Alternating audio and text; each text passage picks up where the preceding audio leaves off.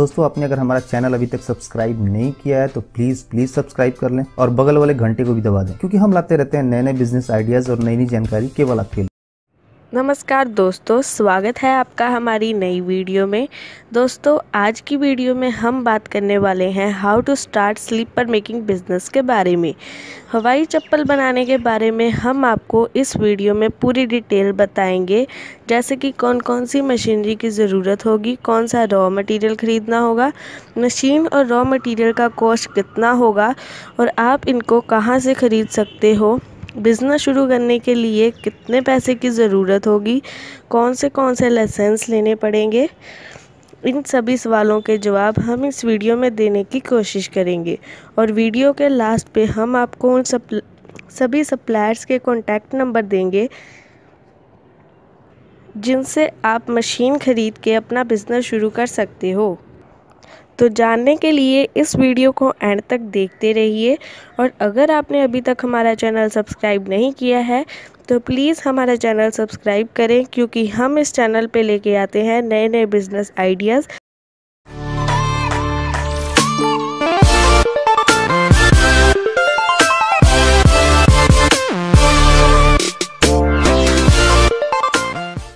दोस्तों स्लीपर एक ऐसी चीज़ है जिसको हर कोई यूज़ करता है, चाहे वो गांव का हो या शहर का, छोटा हो या बड़ा, अमीर हो या गरीब। तो दोस्तों आप समझ सकते हैं कि इस बिज़नेस में कितना स्कोप है और इस बिज़नेस को करके कई लोग बहुत सारा पैसा कमा रहे हैं और आने वाले दिनों में भी कमाने वाले हैं। दोस्तों आपको ये जानकर हैरानी होगी कि हर साल जितने भी जूते चप्पल बनाए जाते हैं उनमें से 15% का ज़्यादा प्रोडक्शन इंडिया में ही होता है। 15% का मतलब 2000 मिलियन से भी ज़्यादा जूते चप्पल। दोस्तों चाइना के बाद हमारे इंडिया दूसरा नंबर पे आता है और हम बहुत से देशों को माल सप्लाई भी कर सकते हैं, जैसे कि अमेरिका, इंग्लैंड, जर्मनी, फ्रांस और भी देशों में माल सप्लाई किया जाता है।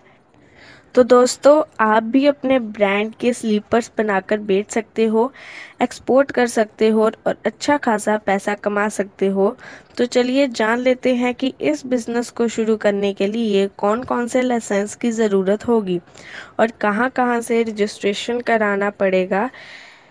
इंडिया में स्लीपर मेकिंग बिज़नेस शुरू करने के लिए सबसे पहले आपको अपनी कंपनी के लिए ROC रजिस्ट्रेशन करानी होगी। ROC का फुल फॉर्म है रजिस्ट्रार ऑफ कंपनीज़। दोस्तों अगर आप छोटे लेवल पे बिज़नेस स्टार्ट करना चाहते हो तो हम आपको सजेस्ट करेंगे कि आप OPC या LLP फॉर्मेट पे रजिस्ट्रेशन करें। OPC का मतलब 1% कंपनी और LLP का मतलब लिमिटेड लायबिलिटी पार्टनरशिप। इन दोनों के बारे में अगर आपको ज़्यादा जानकारी चाहिए तो हमने डिस्क्रिप्शन पे एक लिंक दिया है, आप उसे चेक कर सकते हैं।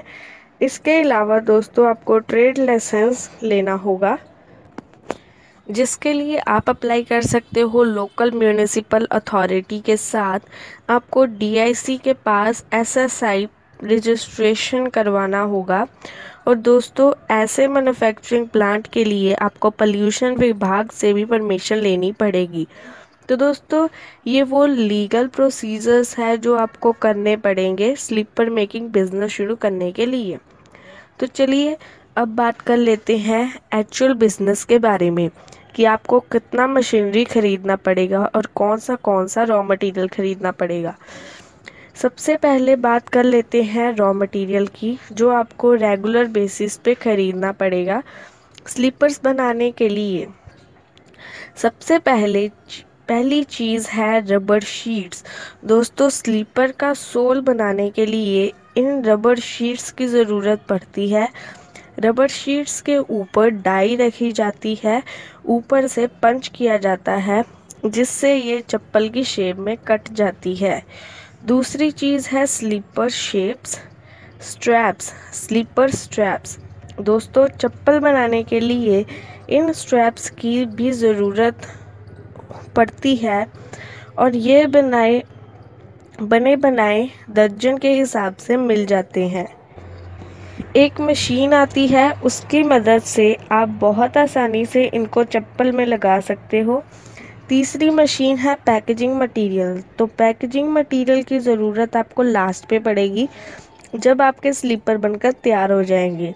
दोस्तों पैकेजिंग मटेरियल पर आप अपने हिसाब से खर्चा कर सकते हो।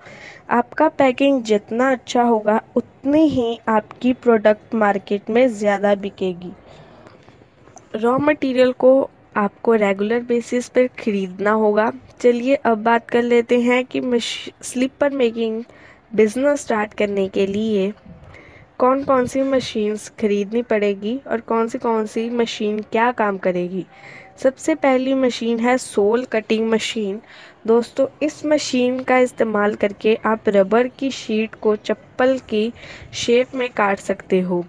यह मशीन आप अपने बजट के हिसाब से और आपके पास कितनी स्पेस अवेलेबल है उसके हिसाब से खरीद सकते हो। दूसरी मशीन है सोल ड्रिलिंग मशीन। दोस्तों इस मशीन का इस्तेमाल स्लीपर में होल करने के लिए किया जाता है। रबर शीट काटने के बाद जो चप्पल का शेप बनता है उनमें 3 होल किए जाते हैं ताकि उन होल्स में फीता लगाया जा सके। तीसरी मशीन है स्ट्रैप इंसर्शन मशीन। दोस्तों इस मशीन की मदद से आप स्लीपर के होल में आसानी से स्ट्रैप डाल सकते हो जिसको फीता भी कहा जाता है। दोस्तों इस मशीन की एक ख़ास बात ये है ये बिना इलेक्ट्रिसिटी से ही चलती है। इस मशीन का इस्तेमाल करके मैनुअली फीते डालने होते हैं। ये 3 मशीनें ज़रूरी हैं स्लीपर मेकिंग बिजनेस शुरू करने के लिए। इसके अलावा 2 और ऑप्शनल मशीनें होती हैं, वो आप चाहे तो खरीद सकते हैं।